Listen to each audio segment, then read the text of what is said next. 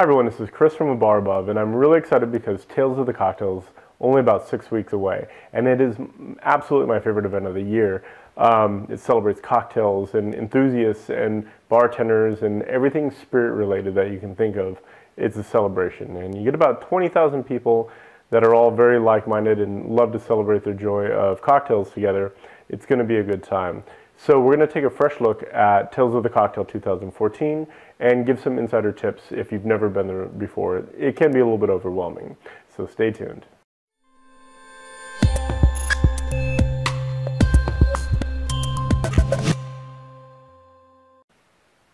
So for all of you that have not heard of Tales of the Cocktails, it's essentially a celebration of the spirits industry with a focus on cocktails.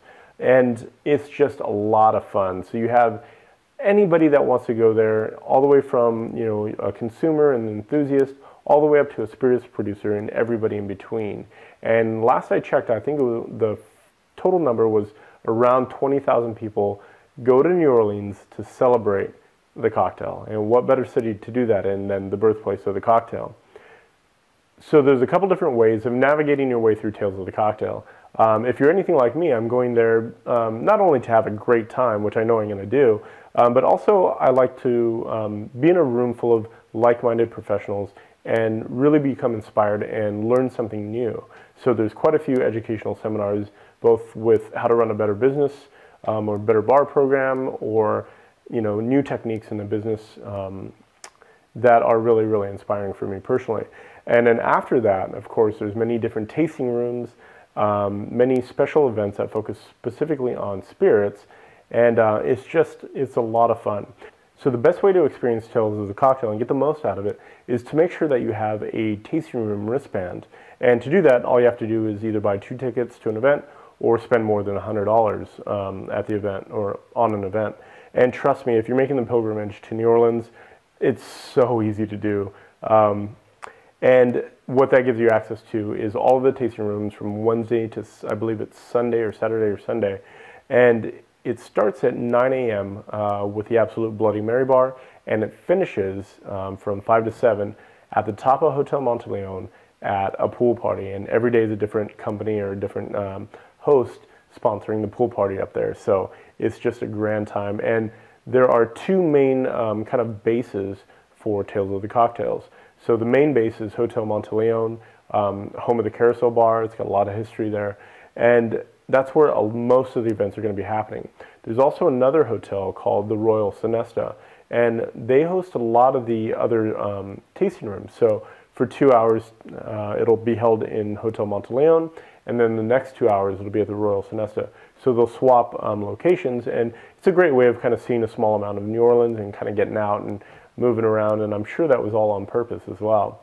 But it's a lot of fun, and like I said, spending $100 to get this wristband is worth every single penny. You're going to meet so many people, you're going to have such a great time, and you're going to be exposed to possible new liquor companies that you don't have at your hometown or you've never even heard about, and getting a chance to try them and talking to the brand ambassadors. So it's a great educational opportunity as well.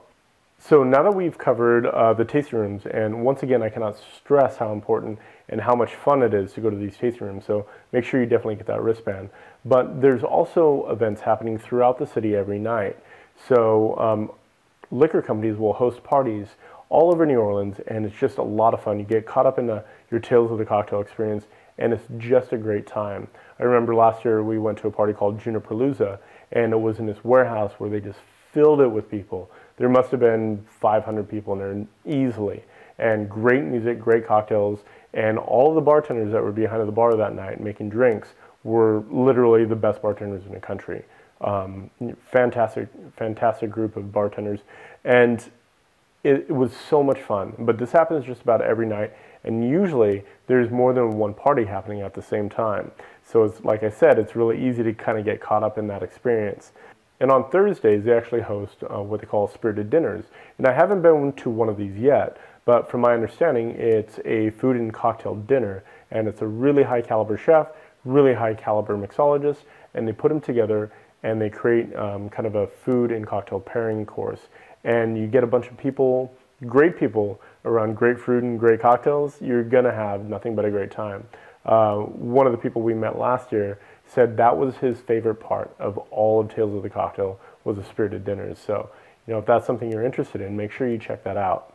So Tales of the Cocktail kind of finishes off with an event called Pig and Punch, and the Ball and Vivants from San Francisco host this party for the last 4 years, I want to say, and it's a really, really fun event, much more mellow. They roast whole pigs, they have cocktails, they have beer, and last year I know they held it in the park. I'm not sure, they'll probably hold it again this year, but it's a great way to kind of emotionally and kind of physically detox from all of the hype that you've kind of put your body under for the last 4 or 5 days.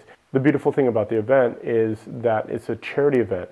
So some of the proceeds from the event actually go back into the community, and it's a great way for all of us to kind of celebrate New Orleans and to help make New Orleans a better place. So the last secret kind of industry-only tip that I have for anybody that's working behind the bar is that if you know that you're going to Tales of the Cocktail, begin to communicate that to your vendors immediately. Your vendor represents many different alcohol companies, and some of those companies are going to be spending a lot of money creating these really fantastic brand experiences at Tales of the Cocktail. And if your vendor knows that you're going to be there and he hears about these events, most likely you're going to get an invitation to the party. So it's another great way to get exposed to some high quality ingredients and have even more fun at Tales of the Cocktail.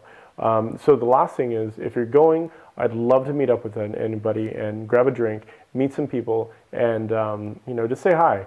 So if you're out and about, you can reach me on Twitter, email, all the usual social media stuff. And like I said, I'd love to connect with some people and have even more fun at Tales of the Cocktail this year. So we'll have some more videos in the future, but until then, as always, I hope everyone has a great shift, and cheers. If you enjoyed this video, subscribe to our YouTube channel, find us on Google+, or visit us at abarabove.com.